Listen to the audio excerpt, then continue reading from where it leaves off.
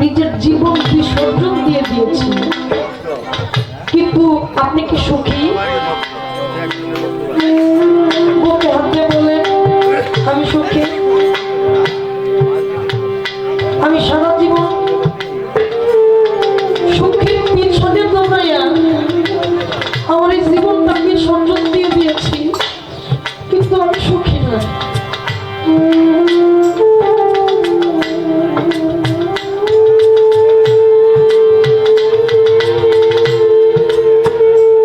একটা মানুষের জীবনে তিনটা সম্পদ আছে, মা, বাবা আর তার তরিকার যিনি মুর্শিদ।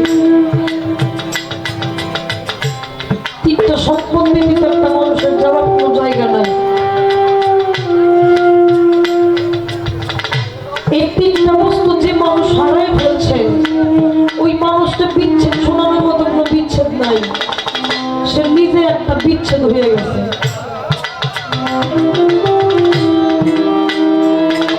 আজকে যদি আমি হাসি, কালকে আপনার জন্য দুঃখ, এ বাস্তব। আচ্ছা, জীবনে কতবার সুখী হয়েছেন এটা কিন্তু জানা নয়, কতবার দুঃখ পাইছেন এটা জানা আছে না? কতবার কষ্ট পাইছেন? যেদিন মা চলে গেছে আমাকে ছেড়ে, ওই দিনটা আপনার মনে আছে? যেদিন বাবার লাশটা আপনার কাঁধে উঠেছিল, ওই দিনটা মনে আছে? দেখেন, স্বাভাবিক এখন কোন জায়গায় কি ঘটনা হয় আমরা মোবাইলে দেখতে পাই সবকিছু। এই মাত্র মানে কিছু কিছু বিষয় থেকে কষ্ট লাগে। একটা মা বাবার কাছে সর্বোচ্চ সম্পদ হচ্ছে তার সন্তান।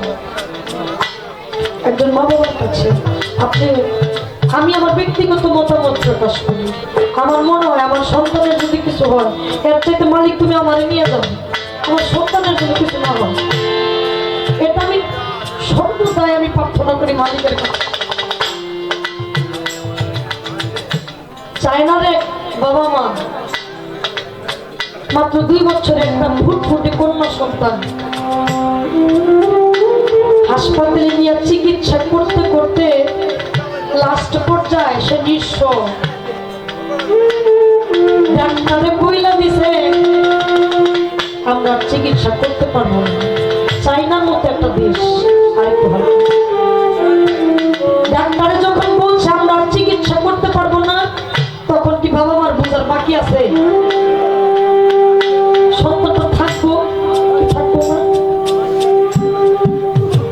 যে সন্তান মা বয়ে ডাকছে, বাবা বয়ে ডাকছে, দেখা সন্তান এত স্মৃতি রেখে ওই সন্তান যখন চলে যাবে, ওই বাপ মা কিভাবে রয়ে গেছে?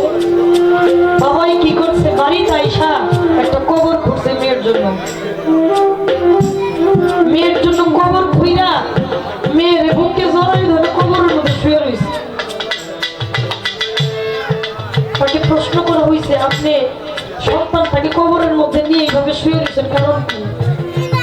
আপনি তো মারার জন্য আপনার সন্তানের কিছু হয় না। তখন উনি উত্তরে বলেছিল, আমার এই সন্তানটাকে আমি অনেক চিকিৎসা করছি, আজকে ডাক্তারে বলছে সারা জীবনের জন্য আমরা চিকিৎসা করতে পারবো না, সেই জন্য আমার সন্তানটারে জন্য একটা কবর খুঁড়েছি, ওতে এই জায়গায় ঘুমাইব। পর আমি অভ্যাস করাইতেছি যেন আমার সন্তান এই জায়গায় সারা জীবনের জন্য ঘুমাইতে হবে। এর চাইতে বড় কষ্ট পৃথিবীর মধ্যে দ্বিতীয়টা হইতে পারে না। তাই সাধক তার ভাষা